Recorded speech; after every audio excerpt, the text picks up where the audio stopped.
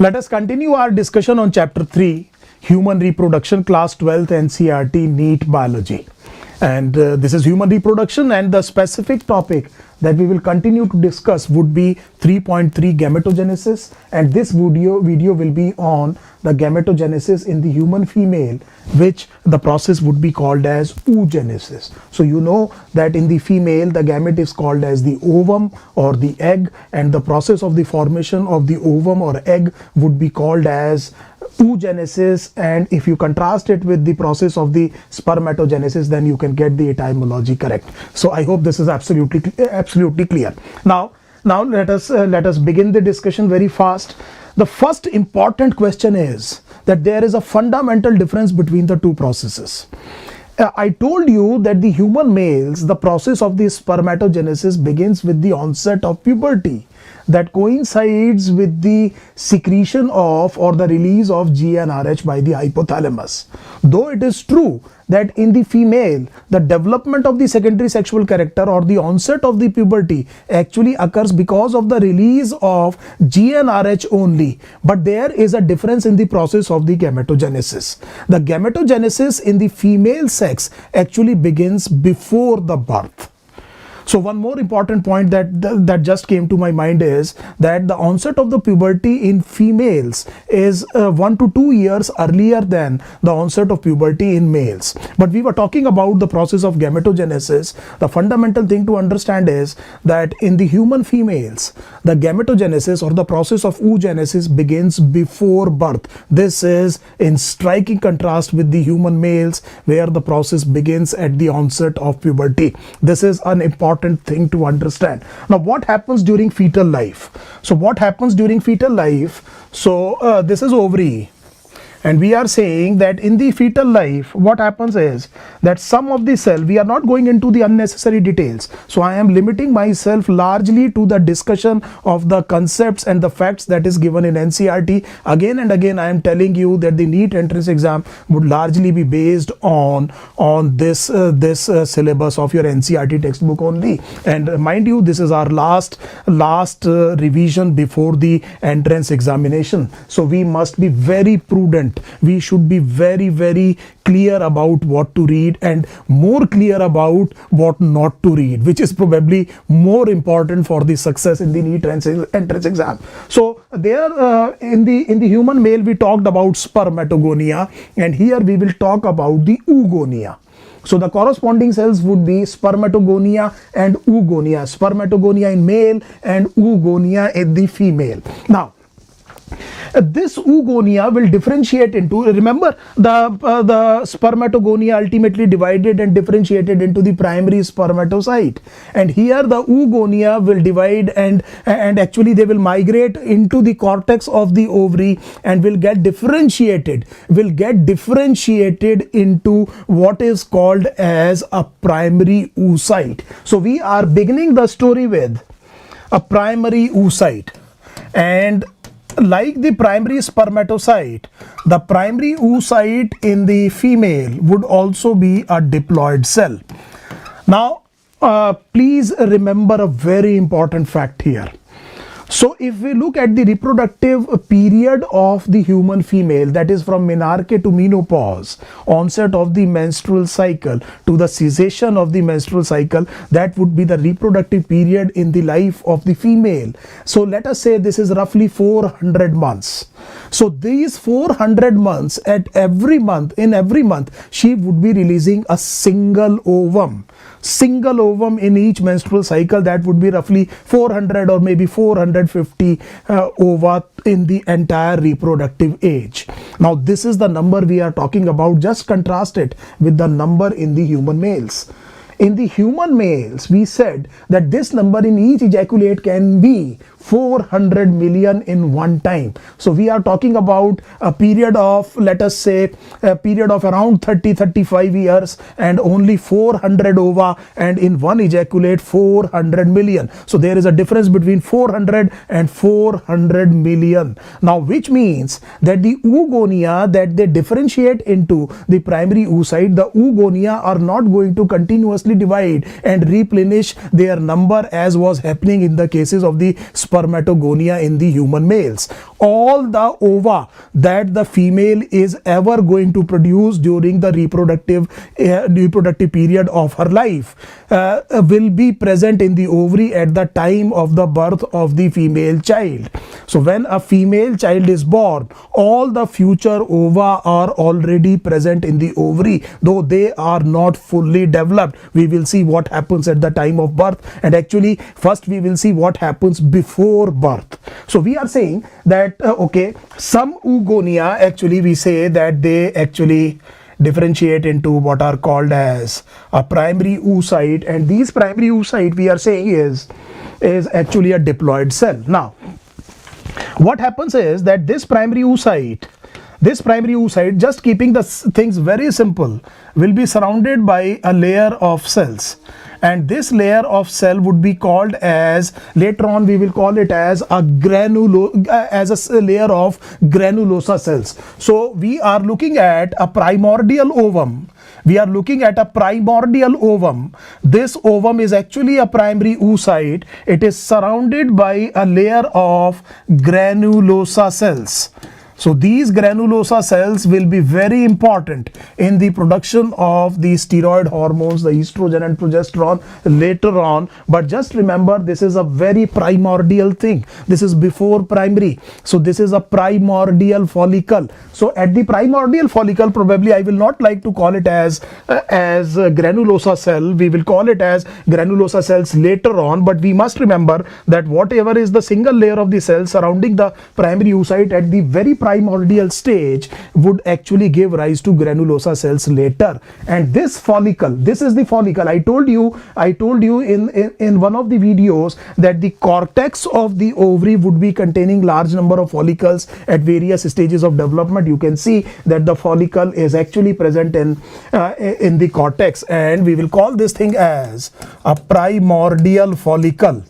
Now this primordial follicle, this is actually primary oocyte, and this primary oocyte begins meiosis 1. So as was the case in the human males, the primary spermatocyte underwent the reduction division. So this division actually begins in the fetal life in the females as well. The primary oocyte, I would say, it begins meiosis 1. Which is the reductional division, and is arrested at a stage which is called as the prophase 1. You know prophase 1 of meiosis 1, and to be precise, we are also aware of the fact that the oocytes can be arrested for months or years in diplotein stage. I have discussed this very important point in cell cycle and cell division. So now we are saying is that this is the primary oocyte, this is still the primary oocyte. It has begun meiosis 1. It has proceeded to prophase 1 diplotein of meiosis 1 and gets arrested there, and it is surrounded by a layer of what is called as the primary follicles.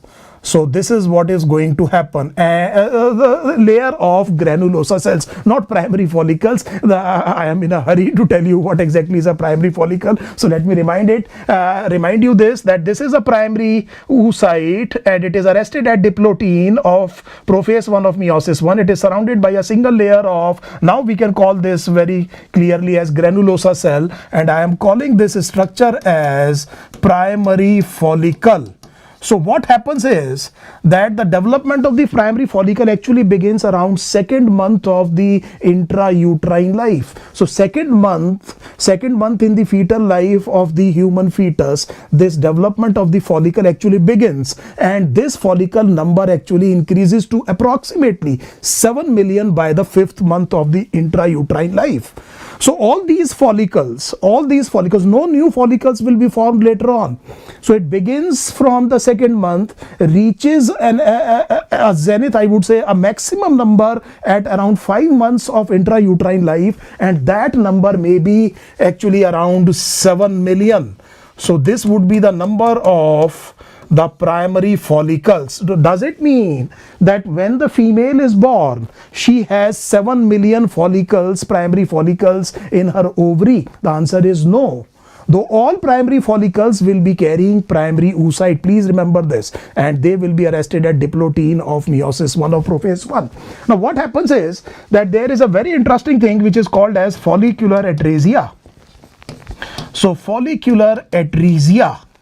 So this is an important point to understand, that there is follicular atresia. Now follicular atresia means that out of these 7 million, almost all of them will undergo atresia. They become atretic and they become very small in size, and we can say they get degenerated. Why I am saying almost all of them? Because I know that only 400 or so follicles will develop or get mature enough to release an ovum. So if you look at the customary fate of a follicle, it should be actually atresia and not releasing an ovum, because out of 7 million we are saying that only 400 or so will actually release an ovum. So this is very interesting, and let me bring your NCERT right now. So we are saying that these primary follicle, they get degenerated, and atresia begins from the 5th month onwards during intrauterine life, gestation period only. So from the 5th month, it actually rapidly decreases, and this continues till the end of the reproductive period. So that means sometimes the follicular atresia may occur at a very rapid rate, sometimes the rate may be slow, but it is inevitable. The number is constantly coming down. And look what your NCERT is saying. It says that at puberty only 60,000 to 80,000 primary follicles are left in each ovary. So there are 2 ovaries, please remember. So 60,000 to 80,000 primary follicles in each ovaries, and we are saying at the onset of puberty, so 1-2 years earlier than the male. So we are talking of an age of around 11 or 12 years. So that is 11 to 13 years. That would be the age where the number actually decreases, falls significantly to 60,000 to 80,000 in each ovary. Just imagine the amount of atresia that is going on. So I hope this is absolutely clear. That means that when the female baby is born, her ovary is carrying large number of primary follicles, and these primary follicles carry primary oocyte, and this primary oocyte has begun meiosis 1 and proceeds to diplotin of prophase 1 and gets arrested. So at the birth, this is the position. From birth till puberty, nothing changes here. So nothing changes here. The primary, actually one thing does change, and that would be the follicular atresia. Apart from that, I am saying that if you are considering a single follicle, nothing is going to change if it is not undergoing atresia, and the primary oocyte will remain primary oocyte arrested at meiosis 1 prophase 1. I hope this is absolutely clear. Now, the further changes in the follicle, the development will occur at the onset of the puberty. And again in females, the onset of the puberty, like males, coincides with the release of gonadotropin releasing hormone by the hypothalamus, and again the gonadotropin releasing hormone, this hypothalamic hormone, will reach the anterior pituitary through the portal circulation and will stimulate the gonadotrophs.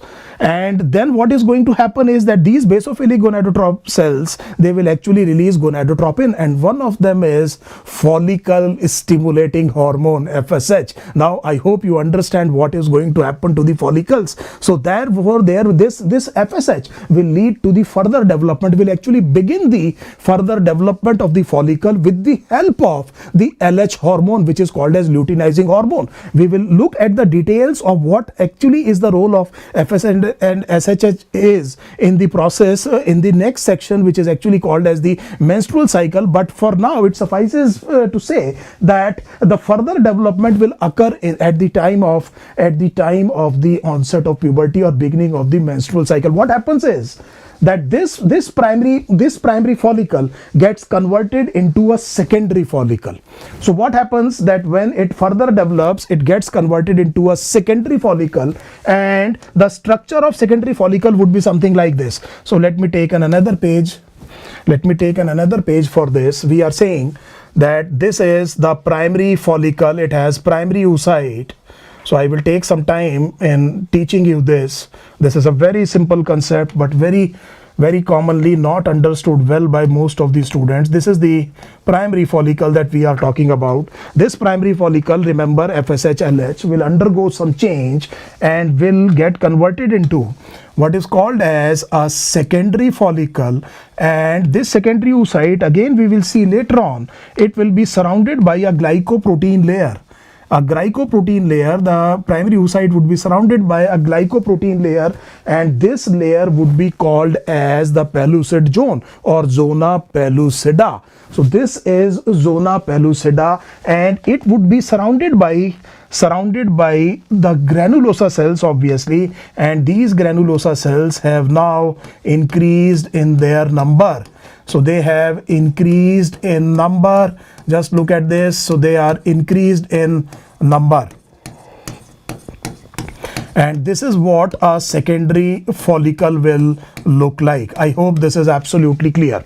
And obviously the granulosa cells would be resting on or would be having a basal lamina. So let us take a different color. So I am saying this is the basal lamina of the granulosa cells, and some other cells will actually get associated on the outside. So some islands of the cells will get associated on the outside, and we are going to call these cells as the theca cells. So remember, this is what is called as the theca cells. So if I go for the labeling part, so this is still primary oocyte. So this is still primary oocyte arrested at blah blah blah, and then it is surrounded by a glycoprotein layer which is called as zona pellucida, and then outside the zona pellucida you have the granulosa cells, then you have the basal lamina, and outside there are what are called as, let me write this thing, this is the theca cells.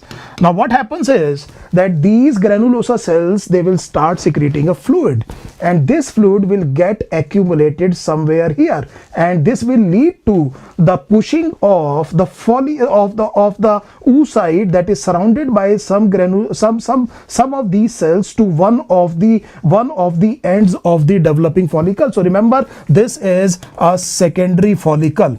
Now in further development, what happens is that this oocyte, we will talk about that what type of oocyte is this right now.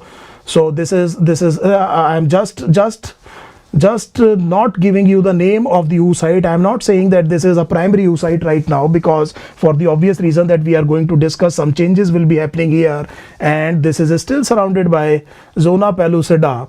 And what we are saying is that because of the accumulation of the fluid, there are some cells that will surround this particular oocyte at one end. You can see that this is a group of cells that is surrounding or suspending this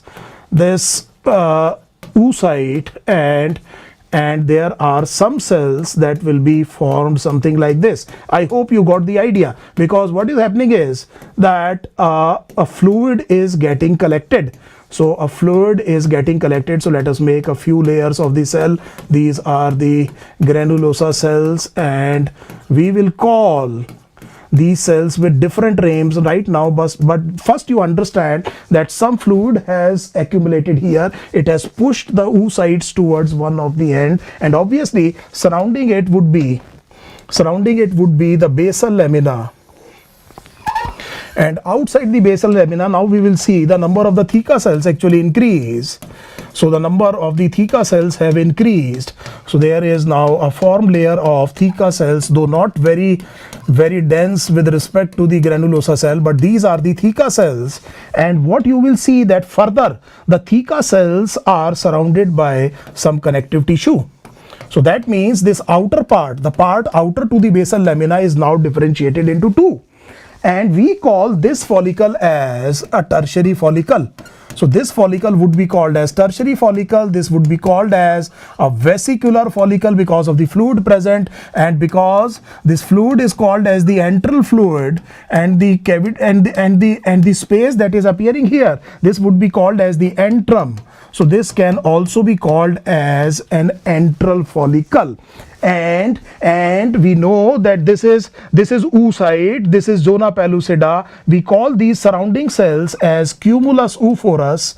These cells are the cells of cumulus oophorus, and obviously these are the granulosa cells. And this time, because there is an outer layer as well, the theca cells now will be called as theca interna. These magically change names, and then this would be outside, would be the theca externa. So this would be theca externa, and I am not yet commenting on the oocyte, because it is at this stage the primary oocyte completes meiosis 1 and results in the formation of two cells. And what happens is that the primary oocyte, which is a diploid cell, you know this, it is a diploid cell, has 46 chromosome, undergoes meiosis 1. This is the reduction division, results in the formation of two unequal cell. One of the cell retains majority of the cytoplasm of the mother cell. This cell, though haploid, this would be haploid, this would be haploid, this cell would be called as a secondary oocyte. Now this is very, very different from what happened in spermatogenesis. In spermatogenesis, the primary spermatocytes produced two equal secondary spermatocytes. But here what is happening is the division is unequal, and one of the daughter cell is retaining majority of the cytoplasm. The other cell, which doesn't have significant amount of cytoplasm, it would be called as the first polar body. So this would be called as the first polar body. I hope this thing is now absolutely clear. So now what we are saying is that this cell is actually secondary oocyte. The primary oocyte has completed the first meiotic division, has released the first polar body. You can see the polar body in the space surrounding the oocyte. The first polar body has been released, and what we are calling this as, it is the secondary oocyte. Now what happens is that this secondary oocyte actually begins meiosis 2.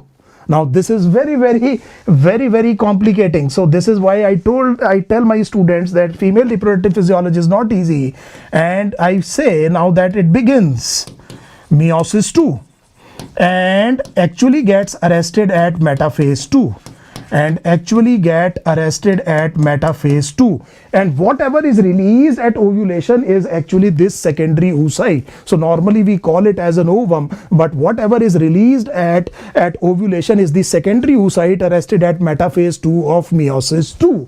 And this thing, when gets further matured, so this tertiary follicle that you are seeing, when it gets further matured, this is called as the Graafian follicle. So completely mature follicle is called as a Graafian follicle. The Graafian follicle, remember, still contains secondary oocyte. The rupture of the Graafian follicle will lead to the release of the secondary oocyte from the surface of the ovary into the peritoneal cavity. The process is called as ovulation, and this secondary oocyte would have begun meiosis 2 and will be arrested at metaphase 2 of meiosis 2. And the Graafian follicle has been so named in the honor of the scientist who discovered the human ovum. The name of the scientist was R.D. Graaf, and that is why it is called as Graafian follicle. So you will say that, sir, you say that do not go lot of outside NCERT, but still you are telling something which is not given in NCERT. Yes, the reason is because now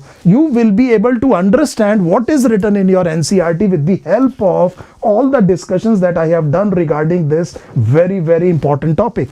There is a very important question here, a very important question. What is the advantage of the fact that one of the cell retains majority of the cytoplasm?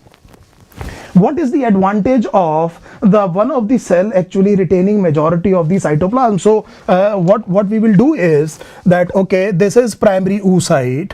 So let us forget about what is happening when. So we are saying this is primary oocyte, just to look at the complete process. This is primary oocyte, this is diploid cell.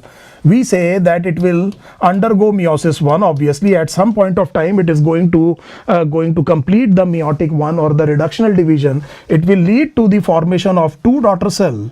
One of them will be retaining majority of the cytoplasm, the other will be devoid of any significant amount of cytoplasm. This haploid cell would be called as a secondary oocyte.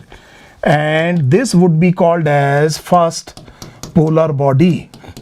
Now what happens later on? We will see that actually just now I told you that this actually begins meiosis 2 and gets arrested at metaphase 2. So this is a very economization of the divisions in the female sex. So this division will happen at the time of the fertilization. As soon as the sperms enters into the cytoplasm of the oocyte or the ooplasm, this division will be completed only then. But let us forget about the timing. Sometime what is going to happen is that this secondary oocyte will complete meiosis 2 and again will result in the formation of two unequal cells, and one of the cells will retain majority of the cytoplasm again, and the second daughter cell will not have significant amount of any cytoplasm. This cell would be called as ooted. Remember spermatid in spermatogenesis, and this thing gets matured into, then it is called as the ovum. So this ooted, the further maturation would be called as the ovum, and this thing would be called as the second polar body. Second polar body. Now, before coming to the question of the question that we are discussing, that what is the advantage, let me complete the process. What happens is that obviously this thing will be now called as ovum. What happens to the polar bodies? Now, this polar body may or may not undergo meiosis 2. And if it undergoes at all into meiosis 2, it will lead to the formation of two haploid daughter cells, and these would be called as, look at the word, secondary polar bodies. So please differentiate between a second polar body and secondary polar bodies, the difference between the two. And remember, these polar bodies, there are three of them. If at all it is formed, they will undergo degenerate, then they will get degenerated, they will undergo degeneration. So that means they do not produce any ovum at all. So they degenerate. So what our answer becomes if we are asked how many ovum can be formed from a primary oocyte, the answer would be 1. What will be the number of the ovum that can be because of secondary oocyte? Again the answer is 1. Ooted, again the answer is 1. The polar body is 0. So for just remember, primary spermatocyte would be 4 sperms, secondary spermatocyte in males would be 2 sperms, and a spermatid would be 1. Here primary oocyte 1, secondary oocyte 1, ooted 1, and polar body 0. Now if at all they have to divide and then degenerate, it does not make sense. So what is happening during evolution, that larger and larger number of the cases we are seeing that this division does not occur, and the first polar body gets degenerated on its own. So therefore this division is not needed. One very important thing. Now the second thing was, the original question that we were trying to discuss is that what is the advantage of this cell retaining majority of the cytoplasm? The answer is pretty straightforward. We have already discussed the structure of the sperm. So sperm doesn't have the cytoplasm, a large amount of cytoplasm of its own. So that means when it fertilizes the ovum, it results in the formation of the zygote. The zygote divides into a multicellular structure which is called as the embryo. These cells have to have some nutrition, and that nutrition will not be provided by the sperm because it does not contain any significant amount of cytoplasm. So therefore this cell actually retains majority of the cytoplasm. Many of the maternal genes are active, the maternal RNAs would be transcribed and proteins will be translated. It will contain the nutrients for the initial divisions that would be necessary, because before attachment to the wall of the uterus there must be a source of nutrition available for the developing very initial embryonic stage, and that would be the purpose that would be served by one of the cells retaining majority of the cytoplasm. Similarly, you can be asked that what would be the purpose of the formation of the first polar body. Remember, this has 46 chromosomes and you need a gamete which has 23. So you will have to have a dumping ground for 23 chromosomes. So where do you dump them? So therefore two cells must be formed. One of the cell will be functioning as a dumping ground for the additional material that you do not require. And that would be the function that would be served by the polar bodies. That function has been actually served here, and this polar body will also get degenerated. So there is no need of this this division, but it is an evolutionary legacy, and but we are seeing with evolution that it is not occurring in many cases. The first polar body itself gets degenerated. So this is the discussion on actually what I would do is that I would just give you a brief overview of the things. So we said that oogenesis actually begins before birth. Then we said that there is something which is called as primordial follicle. We know what are granulosa cell, then the primary follicle, then we know that this has actually primary oocyte. This has begun meiosis 1 and is arrested at the diplotein stage of prophase 1 of meiosis 1. This is the condition at the time of the birth of the baby. Obviously I have talked about the follicular atresia beginning 5 months. It is actually inevitable, it happens all the time. The speed or the rate may vary, and then we said that actually everything happens after the onset of the puberty.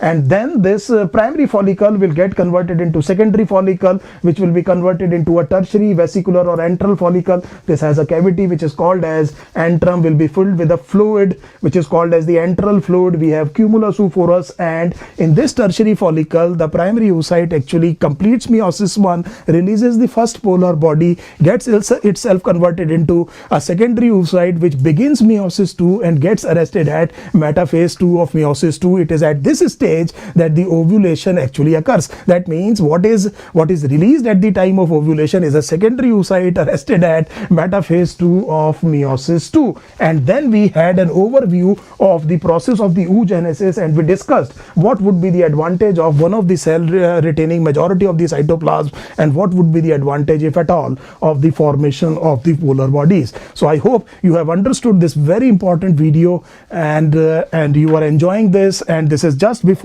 your NEET entrance examination. So what I would say is that if this topic appears a little bit of tricky, so what you can do is that if you are following masterclass in biology, so I have given a lot of questions in the understanding portion part of the masterclass NCERT. You can look at the previous year questions as well, and you are ready to go.